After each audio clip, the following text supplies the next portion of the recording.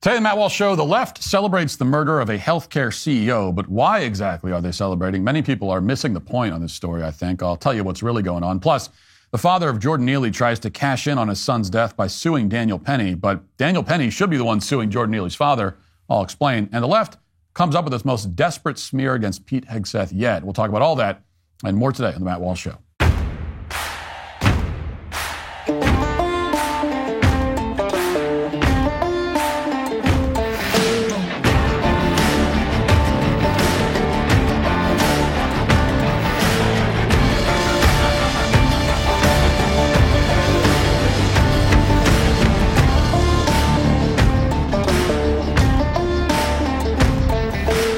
Time is running out. Daily Wire Plus is 50% off, but not for much longer. Get a full year of uncensored shows, exclusive series, documentaries, and more, all at half the price. Head to dailywire.com/cyberweek before it's too late.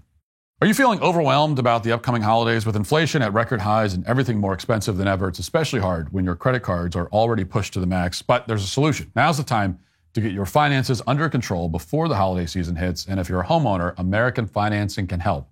They can help you access the equity in your home for instant savings. Right now, they're saving homeowners just like you an average of $800 a month. Think about what your family could do with that extra money. And if you start today, you may even be able to delay 2 mortgage payments, giving you additional funds for the holidays. It costs absolutely nothing to find out how much you could save. The holidays will be here before you know it, so why wait? Call American Financing today, 866-569-4711. That's 866-569-4711. Or you can visit americanfinancing.net/Walsh. NMLS 182334, NMLS Consumer Access. Do it now before the next economic crisis hits. NMLS 182334, NMLSConsumerAccess.org. After the attempted assassination of Donald Trump in Butler, there was an outpouring of very primal and vicious rage from all corners of the left, both on social media and in the mainstream corporate outlets. And for the first time in American history, the near assassination of a president didn't bring about a period of national mourning or condemnations from Hollywood and academia. Instead, the overwhelming sentiment was, in effect, that Donald Trump had it coming. It continued even after the second assassination attempt on Trump, which led the New York Times to explain that Trump was blameworthy because he had stirred anger among the public. And many other publications, of course, had the same basic take.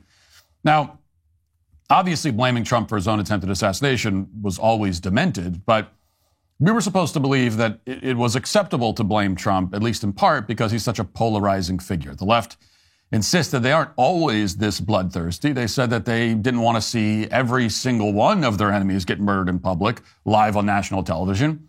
Instead, they said that they just wanted to see Donald Trump get murdered in public because he's basically Hitler, and Hitler is a special case. Once Hitler's out of the way, they said, then they'd return to being normal, functioning citizens who don't want to murder their enemies in cold blood all the time. Now, this is a defense that was never believable, but after the murder of United Healthcare CEO Brian Thompson in Manhattan this week, even the left is completely abandoning the whole pretense. If anything, the left seems to be gloating over the execution of Thompson even more than the Trump assassination attempt. It's not an exaggeration to say that, we've never seen anything quite like this. They are declaring without any hint of reservation that it's open season on anyone they don't like. They are gleefully celebrating the horrific demise of another human being. Whether you're a politician or a business executive, it doesn't matter. They don't want you fired. They don't want you in prison. They want you dead. And they're being very clear about it now. Former Washington Post journalist Taylor Lorenz couldn't have been any more explicit about this. She posted an article on her newsletter entitled, "Yes, we want insurance executives dead." She also posted an image of party balloons with the celebratory caption, "CEO down." And she wrote that while people should murder these executives, it's normal to wish death upon them. Now, separately, in response to a news article about how Blue Cross Blue Shield recently announced that it won't pay for anesthesia past a certain point, Lorenz wrote, quote, "And people wonder why we want these executives dead." She also posted the name and picture of the CEO of Blue Cross Blue Shield, effectively suggesting that someone should assassinate her. There's really no other way to interpret it. This is the same woman who says you're a psychopath if you go outside without a mask and raw dog the air, quote unquote. But wishing death on healthcare executives is, completely fine, completely normal stuff. Now, I could spend the next month going through all the reactions like this from the left. It's been relentless. Suffice it to say, this kind of response was not unusual. It's very much par for the course. For example, Columbia University professor Anthony Zenkis, who apparently specializes in the field of social work, wrote, quote, "Today we mourn the death of United Healthcare CEO Brian Thompson, gunned down. Today we mourn the deaths of 68,000 Americans who needlessly die each year so that insurance company execs like Brian Thompson can become multimillionaires." Then there was this response from somebody named Angie, who said that the murder of the CEO had made her feel reinvigorated. "I don't know about y'all, but today I feel so reinvigorated. Class consciousness is on the rise today. I haven't had hope like this in a long time. Here's the thing. They are so good at keeping us divided because people who are divided are easier to control. So they manufacture all these differences between us to make us hate each other and fight with each other so that we don't realize our collective fight is actually against the elites, that it's a class war that we're actually in the midst of, the working class against the elite. Based off all the videos I'm seeing, based off the comment sections, based off the general consensus as a united front, we all feel the same. We all feel the same, and we're all agreeing. Do you know how hard it is to get the American people to come together and agree on something? God, imagine if we put our powers together to actually fight against our real enemy. I have hope today. Maybe it's naive, but I have hope. So these people are euphoric over the murder of a man with a family, supposedly because they're not happy with his company's insurance coverage, even though most of these people know absolutely nothing about it. They hadn't even heard of the company until this happened. But they've been told by other people on TikTok that they should be happy the guy's dead, and so they are.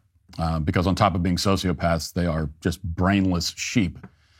But now, like Taylor Lorenz, they're turning their attention and their threats towards other CEOs. And it appears to be working. Within hours of the online campaign to harass and threaten the CEO of Blue Cross Blue Shield, the company announced a reversal of its planned policy on anesthesia coverage. They now say they're going to halt their proposed limits on coverage for anesthesia during surgery. The company put out a statement reading, quote, "There's been a significant widespread misinformation about an update to our anesthesia policy. As a result, we've decided to not proceed with this policy change. To be clear, it never was and never will be the policy of Anthem, Blue Cross Blue Shield to not pay for medically necessary anesthesia services. The proposed update to the policy was only designed to clarify the appropriateness of anesthesia consistent with well-established clinical guidelines." Now, on the surface, this looks like a victory for the assassin and his supporters. The assassin kills one insurance company CEO. The next day, an insurance company rescinds its plan to limit coverage. It's the kind of thing that seems like a major victory if you have no idea how the health insurance industry actually works. The catch is that as a result of this reversal, anesthesiologists no longer have any incentives to stop overbilling, which has been a major problem in their field in recent years. Blue Cross Blue Shield, along with other insurance companies, was trying to force anesthesiologists to accept the standard per procedure Medicare rate for their services. Anesthesiologists hated that idea because they'd prefer to keep charging high rates for hours that they weren't even working. And now, because of a harassment campaign by left-wing activists in the wake of a CEO's murder, these anesthesiologists have won. In other words, the same people who complain that healthcare costs are too high might have just made it a lot easier for anesthesiologists to jack up healthcare costs even further. It's a development that underscores the complexity of the situation. You know, there are plenty of nuances that are lost when you're reenacting the French Revolution and murdering people in the street instead of discussing complicated issues like reasonable people are supposed to do in this democracy that the left told us was so important. Now, to be clear, there's certainly evidence that companies like United Healthcare are becoming much more aggressive in denying certain kinds of claims. A Senate report from this year, for example, found that, quote, in 2019, United Healthcare issued an initial denial to 8.7% of the post-acute care prior authorization requests it received. By 2022, it denied 22.7% of all such requests, an increase of 172%. Its 2022 denial rate for skilled nursing facilities was 9 times higher than it was 3 years before.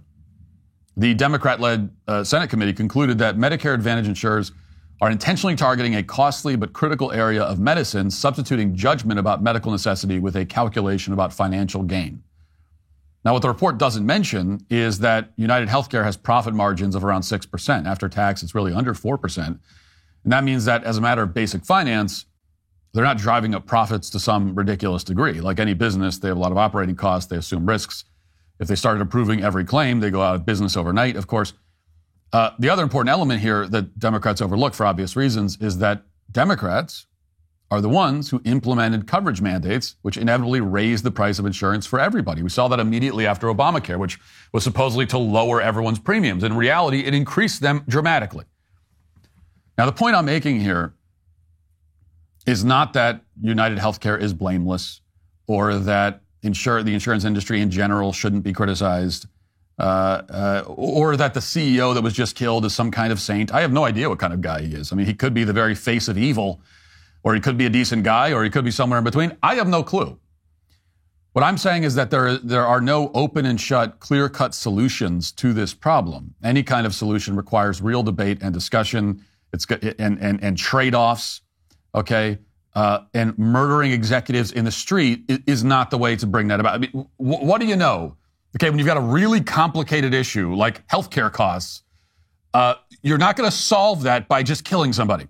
Okay, it will not make anything better. Not a single thing will be made better. And that should make you wonder why exactly the left is so supportive of Brian Thompson's murder. If they don't actually care about fixing the health insurance industry, which they don't, then what do they care about?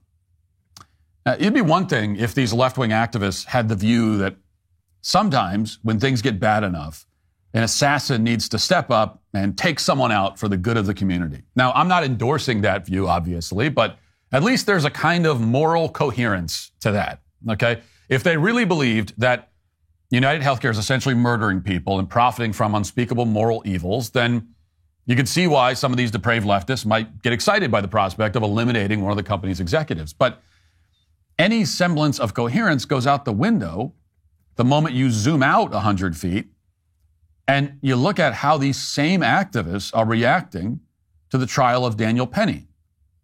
Now, if these people really thought that it's good and righteous to eliminate a clear and present danger to the community, as they do with the CEO of United Healthcare, which they say is a danger to the community, then why exactly do they have any objection to what Daniel Penny did? I mean, why did they storm the subways and protest after Jordan Neely's death, chanting "No justice, no peace"? Why have they been outside the courthouse for every day of deliberations, pressuring the jurors to convict? Why isn't Taylor Lorenz writing articles about how it's normal to be happy that Jordan Neely is dead? Why isn't that article? It's normal to be happy when a violent, psychotic hobo is dead. Why didn't she write that article? Why aren't the Columbia professors telling us not to mourn his death? Now, even if we assume that Daniel Penny actually murdered Jordan Neely, which is not true, but just for the sake of argument, by their logic, what would be the objection? I mean, even if you pretend that Daniel Penny put a silencer on a pistol, waited until 6 a.m. when Jordan Neely started walking into a Hilton hotel, and then shot him in the back, why exactly would the leftists be upset about that? Shouldn't they celebrate that? I mean, there's no way to dispute that Jordan Neely was a menace to the community. He violently assaulted multiple people, including women who were just trying to take a ride on the subway. He was threatening an entire subway car full of innocent passengers the day he died. Yeah, he was also a Michael Jackson impersonator, supposedly, but on top of that, he was an abuser of women and others. He was, in every respect, a net negative on society, a clear threat to the safety and well-being of the working class. So why exactly is anyone on the left upset that Daniel Penny took action to eliminate the threat posed by Jordan Neely, while they're busy swooning over the assassin of the United Healthcare CEO in Manhattan? How does that work? Well, there's really only one way to make sense of it. In their world, Jordan Neely, as a black drug addict criminal, has a life of greater value than a white male health insurance CEO. Nobody wants to say that out loud, but it's true. If Brian Thompson had been the CEO of the same company, everything's the same, but he was a black woman, you would not be seeing any of the gloating and celebration. You'd probably be seeing the opposite. In fact, that the Washington Post would be working overtime to find the assassin and dox everyone in his family. They'd rehire Taylor Lorenz and have her track down the white supremacist killer, along with every single social media post he's made since he was in kindergarten. They'd probably solve the case in about 10 minutes. But as it stands, his victim happened to fit in a demographic profile of a greedy subhuman colonizer. In other words, he was white. Didn't even matter to them that this CEO was probably liberal. His company's PAC certainly donated a lot of money to Kamala Harris. That wasn't important to them. So What we're left with is murderous, unrestrained, anti-white race hatred under the guise of concern about health insurance costs.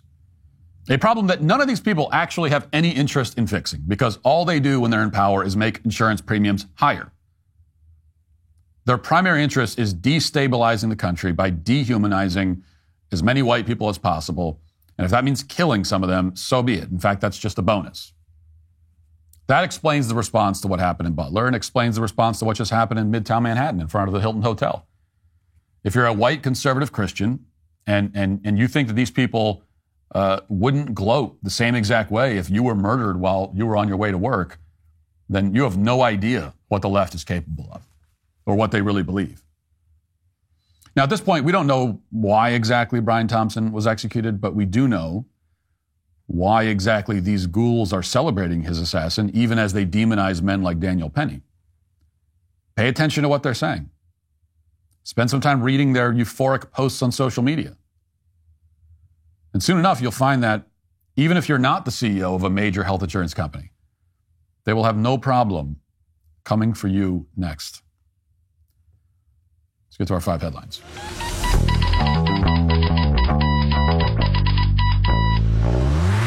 You know what's interesting about the current state of health and wellness?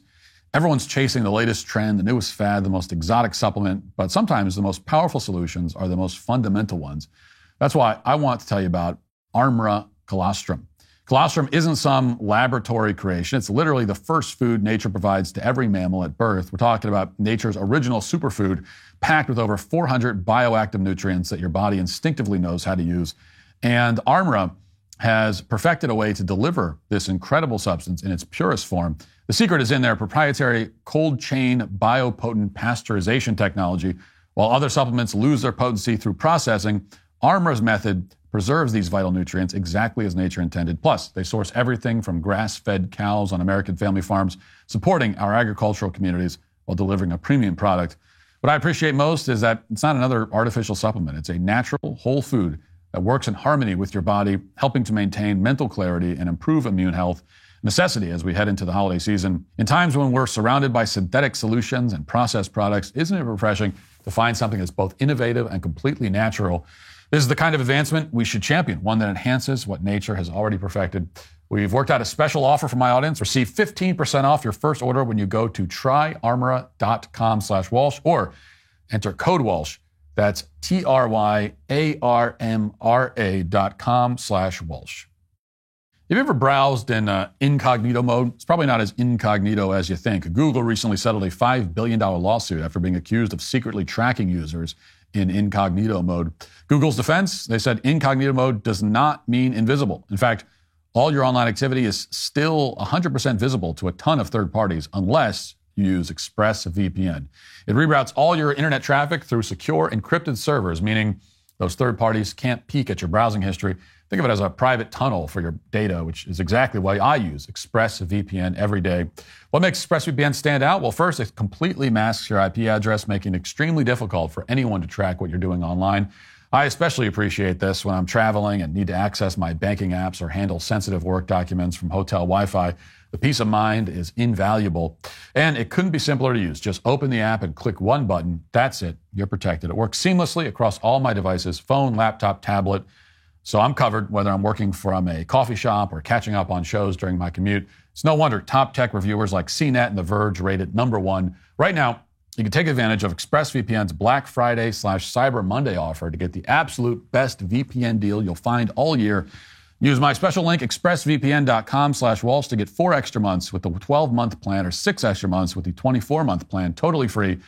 That's expressvpn.com/Walsh to get an extra 4 months or even 6 months of ExpressVPN for free. All right, we'll start with more on Daniel Penny. The New York Post has this report. Jordan Neely's father is suing Daniel Penny over his son's chokehold death on a New York City subway car as the jury still deliberates whether to convict Penny of manslaughter. In fact, the latest I just saw as I'm saying this right now, the latest is that looks like we're headed towards a hung jury. That might change, but that's just right before we started recording. That's what I saw. But back to the lawsuit, it says the suit filed in New York Supreme Court on Wednesday accuses the Long Island Marine veteran of negligent contact, assault, and battery that caused injuries and Neely's death last year. Neely's father, Andre Zachary, demands judgment awarding damages in a sum which exceeds the jurisdictional limits of all lower courts which would otherwise have jurisdiction, according to the lawsuit. It was filed yesterday, Wednesday, as jurors in Penny's 4-week-long Manhattan trial broke for a second time without reaching a verdict. Okay, so Daniel Penny obviously has bigger fish to fry at the moment, but if he's acquitted or, there's a hung jury or something, God willing, I'd love to see him respond to this lawsuit by countersuing.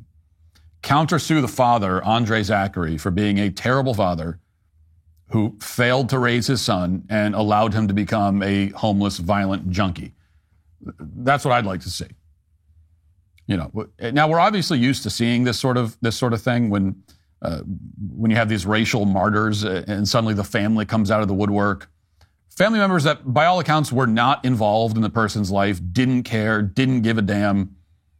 Suddenly they're weeping and wailing on TV. Suddenly they care about the person who they never did anything for when they were alive. We're very used to seeing this, but in this case, it's all the more egregious because Neely was homeless before he died. He was a drug-addled hobo screaming incoherently on the subway. That is a direct indictment of his father.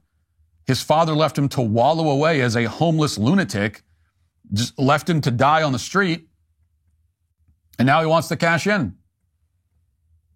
Now, if Neely had just died overdosed on the street corner somewhere, I doubt his father would even go to the funeral, you have to wonder.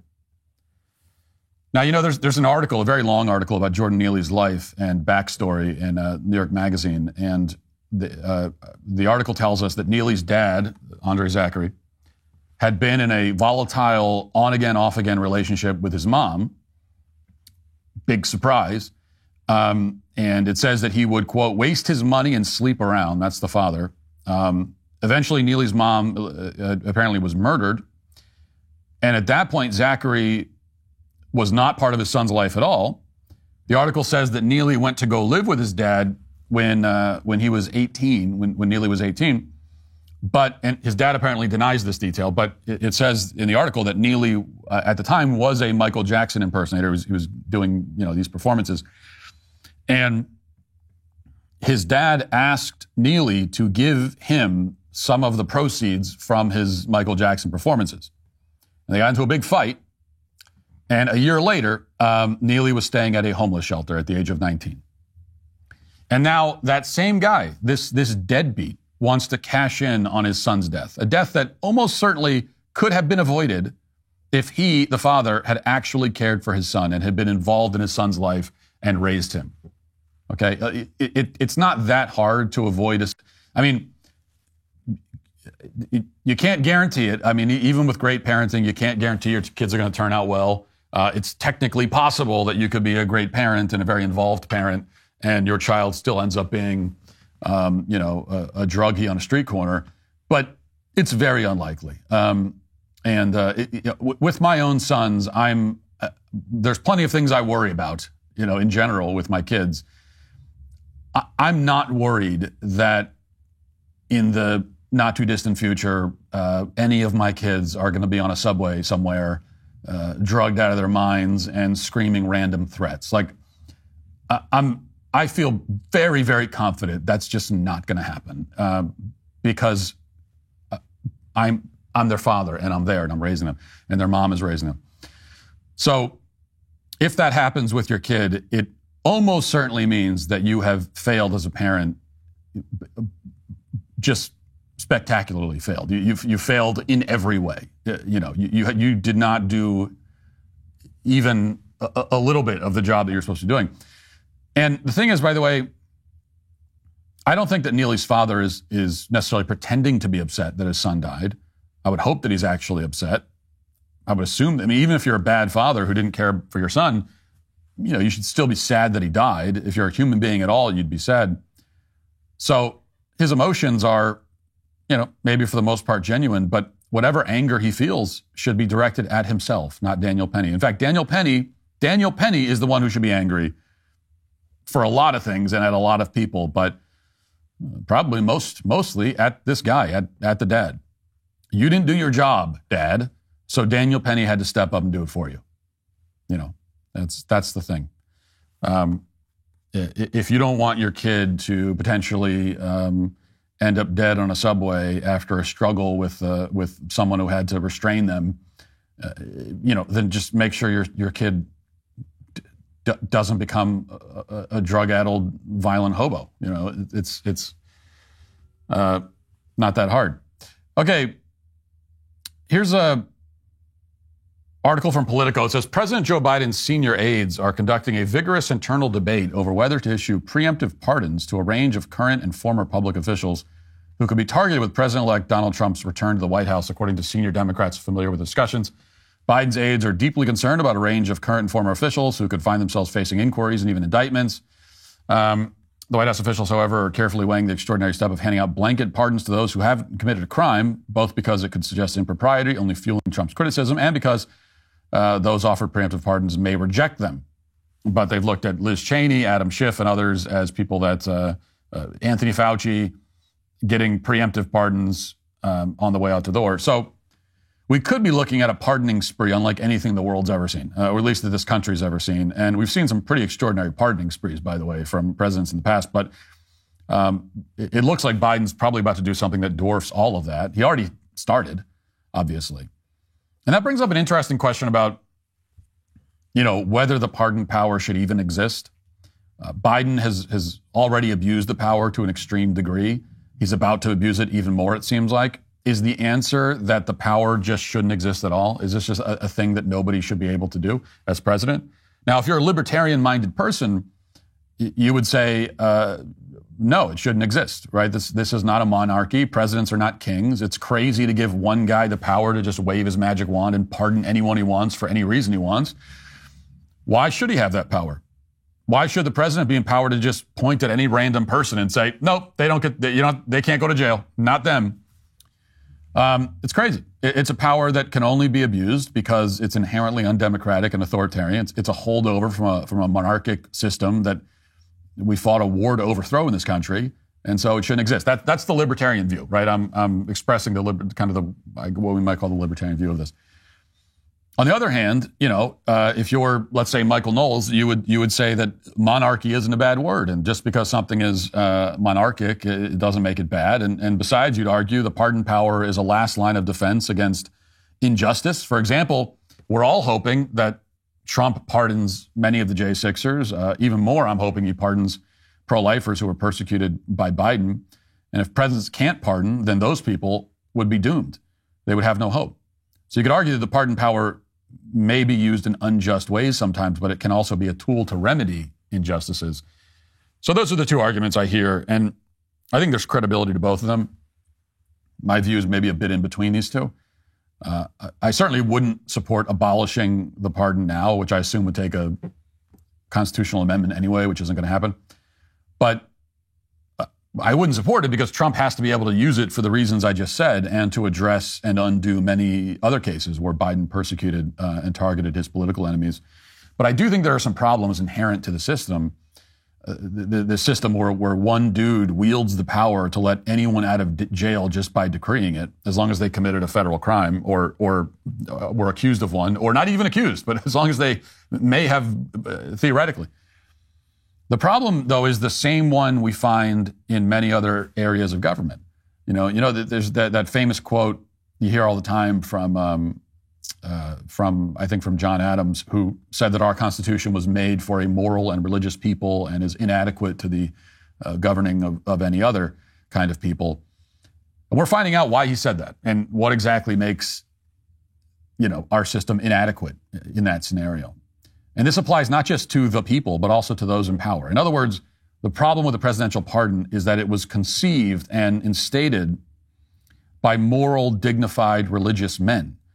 And as long as men like that have that power, there are certain lines they just won't cross. Doesn't mean it won't be abused, but there are just certain things they wouldn't do. But what happens when you're governed by undignified, shameless, power-mad nihilists? Well, then the pardoning power becomes a problem. And that's where we are. That's how we ended up here, I think.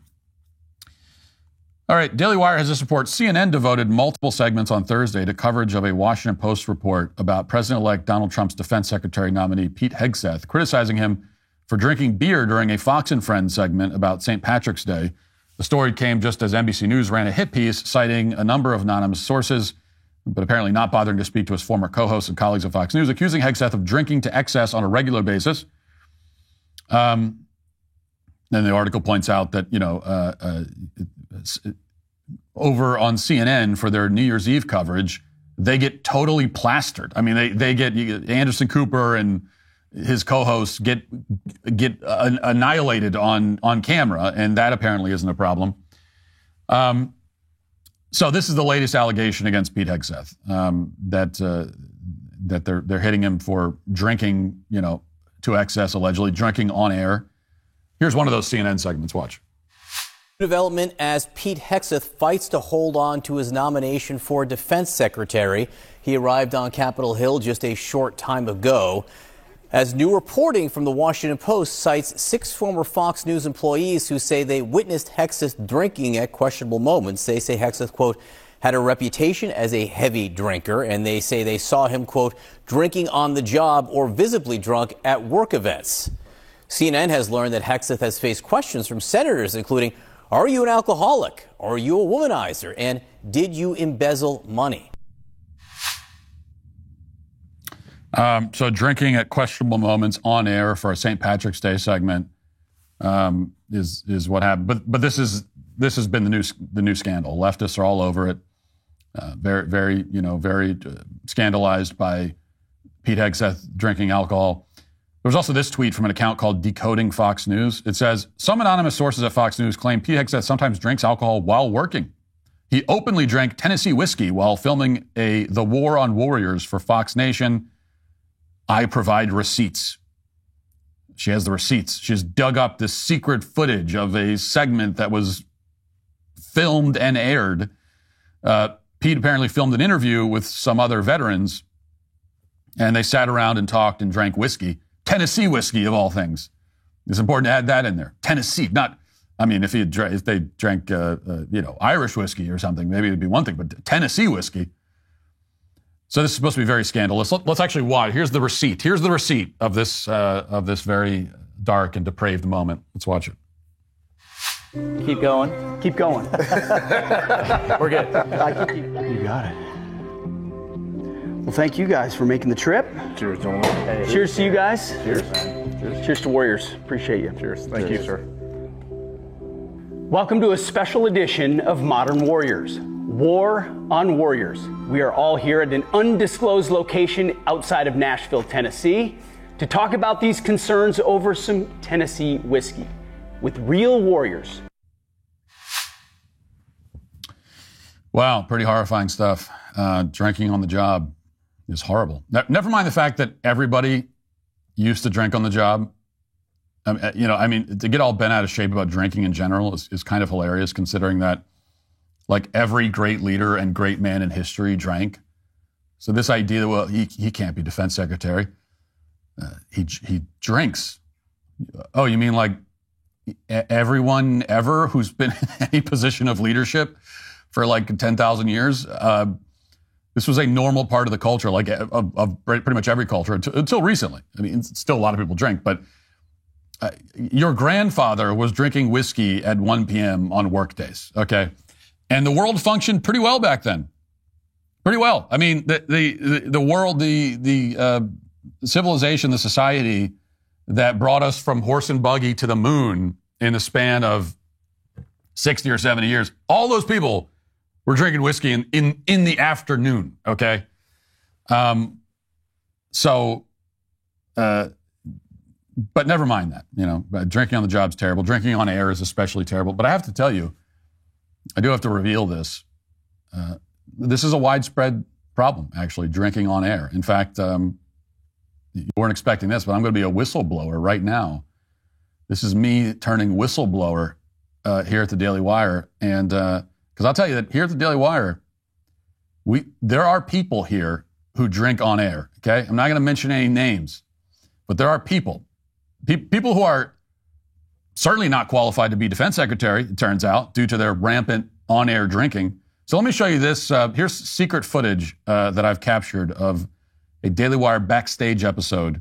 It's just the most recent one. And I want you to, and you won't be able to see this. You have to watch the video. So if you're listening to the audio podcast, you got to watch the video. But look at what you see in the foreground. This is pretty disturbing. Watch this. You hear people talk about it, kind of taking it for granted, not approaching it with not just the reverence, but the fascination that I think these books deserve. There also is this problem we have in modernity, which is we clearly took a wrong exit at some point, and you see that all around us. But if you take a wrong exit and you go 500 miles down the road, you don't just get to teleport. So there you back. see it. That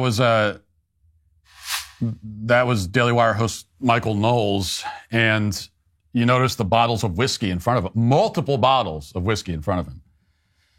And I can tell you that Michael Knowles drank during that backstage episode. He drinks during all of them. And he smokes alcohol and tobacco on air while children could be watching. It's objectionable, incredibly. Now, I know you might be thinking, well, wait a minute, Matt, don't you also drink during every backstage episode? Don't you arguably drink more than any of them during you'll see me with a whiskey glass consuming a brownish liquid.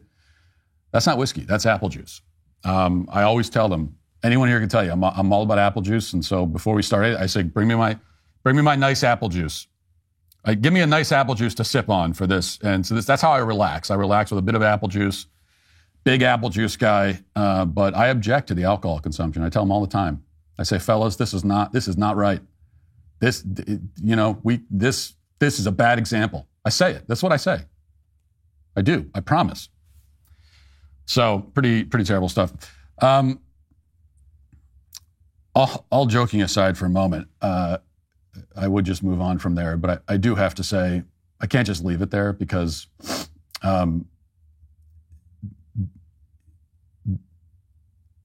you got to hold the line here. This has to be.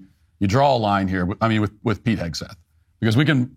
These scandals that they keep pulling up, they're either obviously totally bogus. The rape claims, and you notice how they've moved on from that. By the way, okay, let's talk about that for a moment. If the left actually believed the rape claim that was made, then they wouldn't be moving on to digging up videos of Pete Hegseth, having a sip of whiskey with his military buddies. Okay, you wouldn't move on to that if you actually thought the guy was a rapist. Okay, if you believe the story that he, I guess, coaxed some woman up to his hotel room, wouldn't let her, kidnapped her. That means he's guilty. I mean, if it was true what he was accused of, then he should be in prison for the rest of his life. This is like kidnapping. This is assault, rape. I mean, all these things. So if you really believe that, you wouldn't now be talking about, he said he drank some whiskey during a, or had a beer on a St. Patrick's Day segment. So the fact that you're getting this kind of like machine gun fire of these fake scandals, it shows you that part of it is like they're trying to flood the zone. And but why do they do that? It's because they know that none of them mean anything. They know that either they're totally made up and bogus, or the scandals are not scandals. It's just nothing. It's ridiculous. And that's what you do. That's what, when you don't have, if you've got real dirt on somebody, if you've got something real, something serious, something that could really destroy them, then you put that out there and you just hammer that constantly. What you don't do if you have real dirt is just dump a bunch of other dirt on top of it, or stuff that isn't even dirt, but like so that the one thing you have gets buried under all the other nonsense. When you see them start using this tactic, that's how you know that they really got nothing. And which is why Republicans absolutely need to hold the line on this. This just makes it all the more important that Pete Hegseth is confirmed. You cannot let this kind of tactic win. And I'll tell you one thing, that if it does if the left does win on this, if this does prove successful, that's a very, very bad sign for the next 2 years. Because we need Republicans. You've got 2 years. You've got only 2 years that you can be sure of. It probably will only be 2 years because, in recent history, midterm elections usually don't go very well for the party in power. So you can only count on 2 years. You've got 2 years to advance your agenda. You've got 2 years to push through the policies and everything else that you ran on, that Trump ran on, that all these Republicans ran on. And you're going to have to do it, obviously, over the objection of leftists. They're going to be crying and whining about it the whole time. They're going to try to make every single thing you do into a major scandal. And so if Republicans start off by caving and not holding the line on Pete Hegseth, then that sets a very bad precedent going forward. So this has to be a deal breaker. It just has to be. Let's talk about something that keeps business owners up at night, managing finances. If your current system feels about as useful as a chocolate teapot, well, I've got a solution that'll make you wonder how you ever lived without it. It's called Ramp. Ramp is a corporate card and spend management software designed to help you save time and put money back in your pocket. Picture this, you get every employee a card, but you're in complete control. You can even set tight limits. Plus, say goodbye to wasting your life deciphering expense reports at month's end. Ramp categorizes your expenses in real time and collects receipts automatically. You'll be closing your books 8 times faster. But Ramp isn't just about saving time, it's about cold, hard cash. The average business saves 5% in the first year with Ramp. Not to mention, Ramp is so easy to use. Get started in less than 15 minutes, whether you have 5 employees or 5,000. And now get $250 when you join Ramp. Just go to ramp.com/Walsh, ramp.com/Walsh. That's ramp.com/Walsh. Cards issued by Sutton Bank, member FDIC. Terms, conditions apply. Only a few days left to join the fight and save 50%. If you've ever thought about joining Daily Wire Plus, now's the time. Right now, new annual memberships are half price. It's our best deal of the year. That's 1 full year of uncensored daily shows, plus all the groundbreaking movies and documentaries like Am I Racist? Plus, you get unlimited access to BentKey, our kids app packed with content that reflects your values. Already a member? Well, give the gift of Daily Wire Plus this holiday season at 50% off. This deal ends on Sunday. Go to dailywire.com/cyberweek now and join the fight.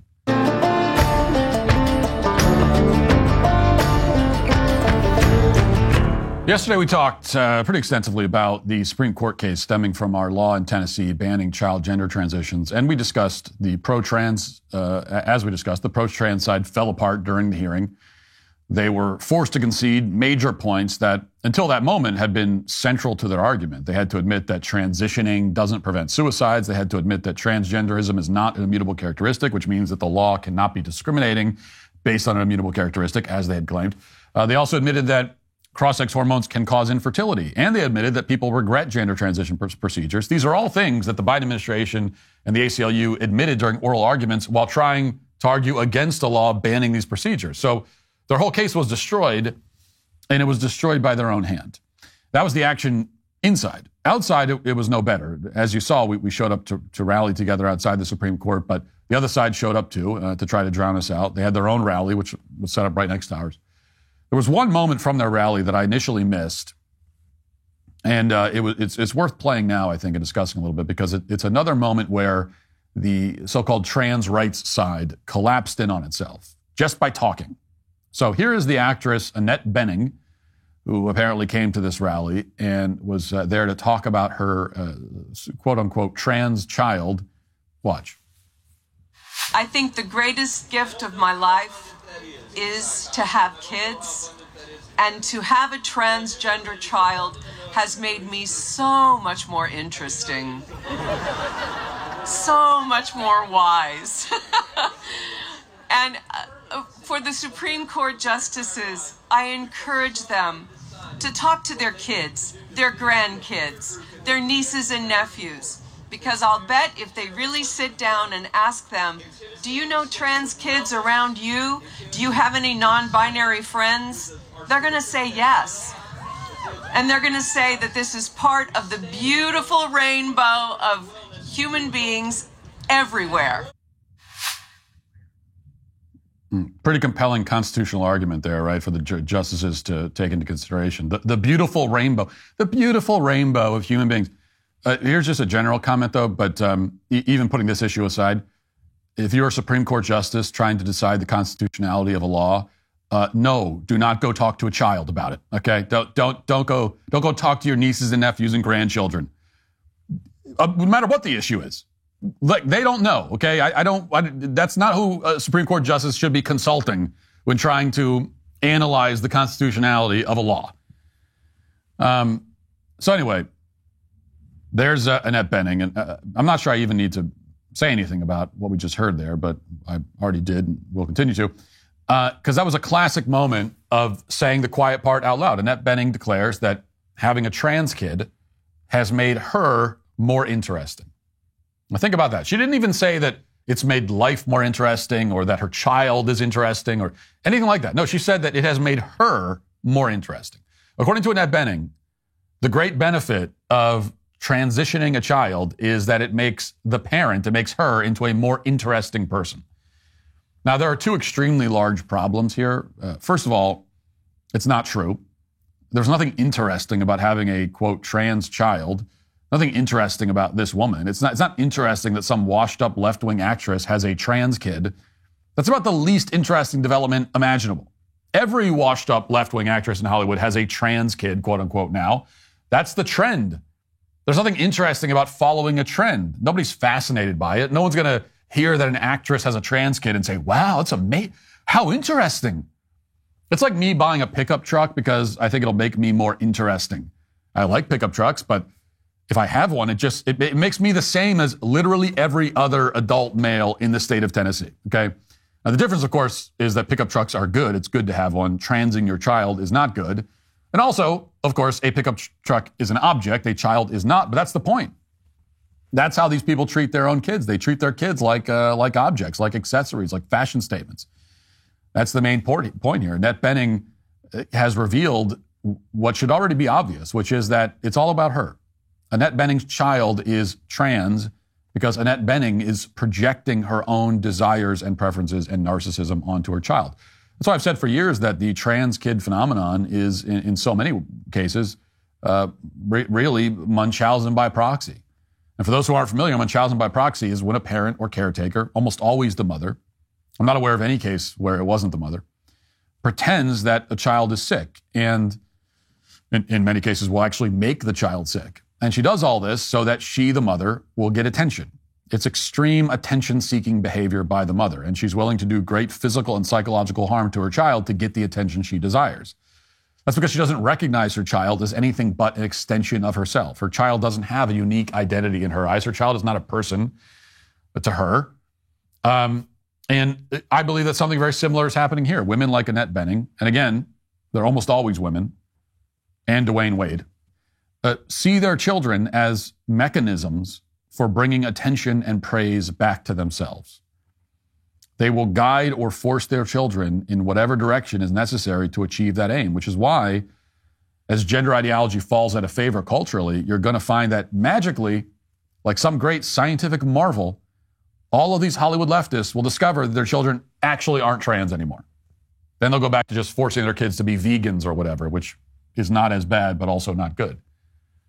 We should always acknowledge that, you know, there are parents whose children fall victim to the social contagion very much against the will and guidance of the parents themselves. And I have a lot of sympathy for those parents. But it's pretty easy to distinguish between those kinds of parents and parents like Annette Bening. The only similarity is that in both cases, the children are victims. In Annette Bening's case, her child is a victim of her. And that is why Annette Bening is today canceled. That'll do it for the show today and this week. It is Friday, isn't it? Yes, it is. So I'll talk to you on Monday. Have a great weekend. Godspeed.